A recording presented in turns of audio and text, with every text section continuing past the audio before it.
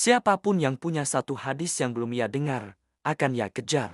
Ia rela menunggu di depan pintu rumah seorang ulama, menahan panas dan lapar, hanya untuk satu potongan ilmu. Ia pernah berkata, "Aku duduk di pintu seorang ulama, meski panas dan lapar, karena ilmu tidak datang ke rumahmu." Ini bukan sekadar mengejar ilmu, ini adalah sebuah obsesi suci. Kekuatan hafalannya sungguh di luar nalar. Apa yang ia dengar sekali, langsung melekat di benaknya. Tapi yang lebih luar biasa adalah ketelitiannya. Ia tidak sekadar menghafal, tapi juga memverifikasi. Dari siapa hadis ini berasal? Apakah perawinya bisa dipercaya? Apakah sanadnya tersambung? Pertanyaan-pertanyaan ini selalu ada di benaknya. Ia tidak akan meriwayatkan dari orang yang tidak jelas asal-usulnya. Bahkan, jika ia ragu pada satu kata saja dalam sebuah hadis, ia memilih untuk tidak meriwayatkannya sama sekali. Prinsip inilah yang menjaga kemurnian sunnah Nabi. Kehidupannya kemudian mengambil jalan yang unik. As-Zuhri menjadi sosok yang dekat dengan para khalifah dari dinasti Umayyah, seperti Abdul Malik bin Marwan dan terutama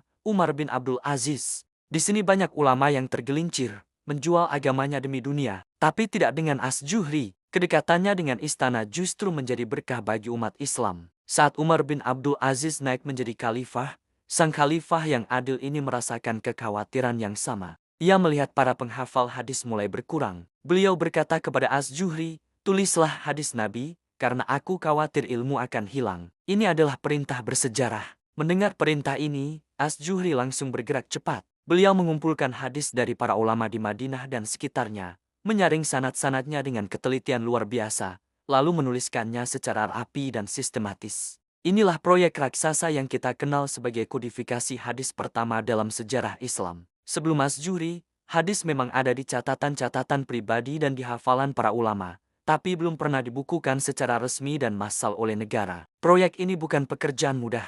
As-Zuhri harus memastikan setiap riwayat syahih, setiap mata rantai perawi kuat, dan setiap kalimat terjaga keasliannya. Imam Malik, muridnya, sampai berkata, "Tidak ada seorang pun di zaman kami yang lebih tahu sunnah yang telah berlalu selain As-Zuhri." Ini adalah pengakuan dari seorang imam besar tentang betapa dahsyatnya ilmu gurunya. Meskipun dekat dengan penguasa dan memegang proyek negara yang vital, As-Zuhri tetaplah seorang ulama yang takut kepada Allah. Wibawanya bukan datang dari suara yang keras atau penampilan yang sangar, tapi dari kedalaman ilmunya. Majelisnya selalu hening. Orang-orang segan untuk berbicara sembarangan, bukan karena takut dimarahi, tapi karena hormat pada ilmu yang beliau bawa. Beliau pernah menasihati muridnya dengan kalimat yang menjadi pilar dalam ilmu hadis.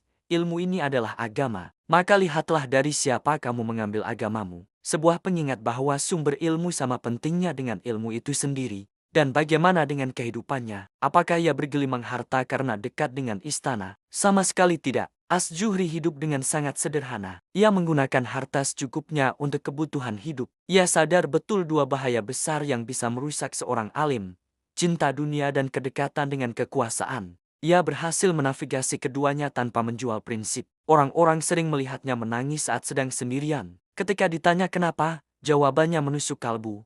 "Aku takut ilmuku ini kelak menjadi hujah yang memberatkanku di hadapan Allah, bukan menjadi penolongku." Inilah rasa takut sejati seorang ulama Rabbani. Semakin tinggi ilmunya, semakin besar rasa takutnya. Pada tahun 124 Hijriah, sang penjaga sunnah ini pun wafat. Wafatnya As-Zuhri bukan hanya kehilangan satu orang, tapi seolah satu zaman ilmu telah pergi. Namun, warisannya abadi.